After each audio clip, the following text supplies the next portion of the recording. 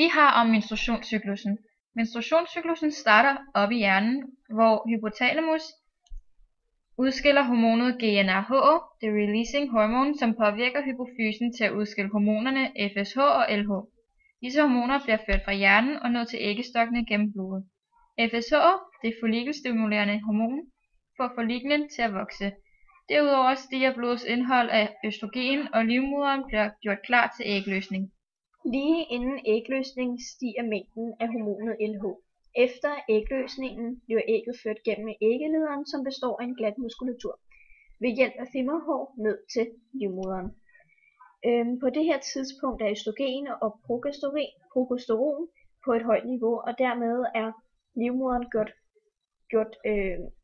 godt fodret. Det vil sige, at den har dannet mange blodlegemer, så det ligesom kan beskytte fosteret til befrugtning.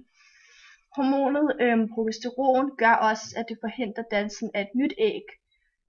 Og når kroppen finder ud af, at ægget ikke er blevet befrugtet, degraderes det gule legeme, da det ikke har fået et signal fra hormonet HCG om at bevare produktionen af østrogen og progesteron.